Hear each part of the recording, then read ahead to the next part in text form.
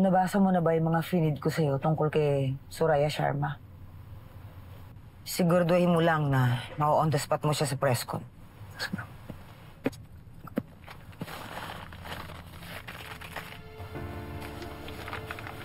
Parang ang dami naman ito, ma'am. Dadagdagan ko pa yan kapag nagawa mo ng tama ang mga pinapagawa ko sa'yo. Opo, ma'am. Ako na pong bahala. And just to be clear, walang dapat makaalam na nagkikita at nag-uusap tayo. Don't worry, ma'am. Makakaasa po kayo. Sige na, baka malate ka pa sa press con. Sige, ma'am.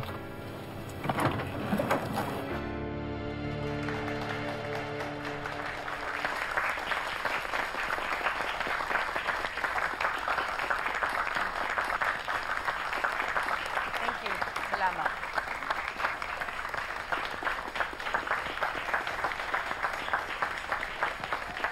Thank you so much, everyone. Unang-una, please have a seat. Unang-una, gusto ko magpasalamat sa ating mga vloggers and press for coming here today. Alam niyo po, we are so blessed to have such beautiful weather and to have such beautiful faces in front of us. Alam niyo, this project is very, very important to me because I believe that women deserve to have a fulfilling and peaceful life, and that we do not deserve to be abused.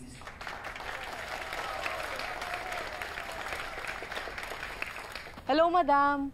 Ano pong reason ba't po kayo nagtayo ng shelter for abused women? Alam nyo, I really feel for women in crisis. Sa katotohanan nga po, tuwing nakakarinig ako or nakakakita po ako ng mga babaeng inaabuso at sinasaktan, talagang naiiyak ako eh. Kaya nung nagkaroon po ako ng pagkakataon to give back, I really made this my priority. Thank you. Masyado naman yatang busy sa pagtulong, madam. Baka napapabayaan na ninyo ang iba ninyong underground businesses. May balita, meron kayong gun smuggling at drug businesses na minana sa asawa. At leader din daw kayo ng sindikato. Totoo ba yon?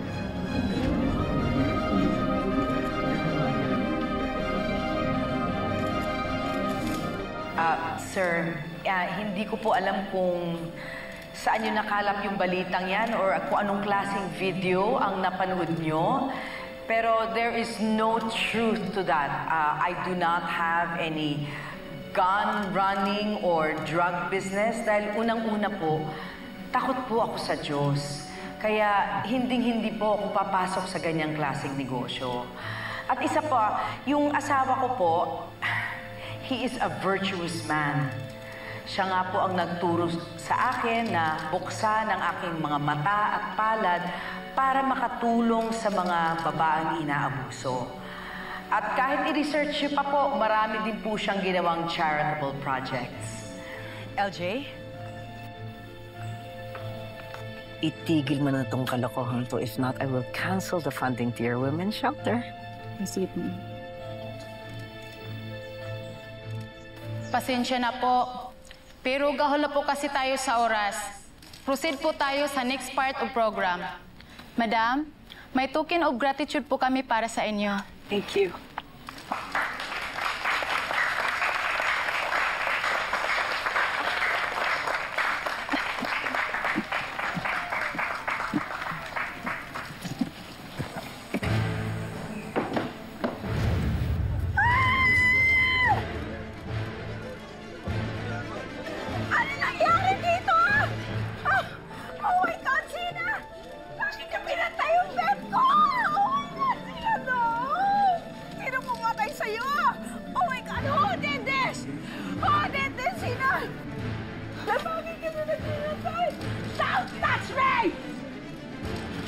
Ikaw siguro may gawa nito, no?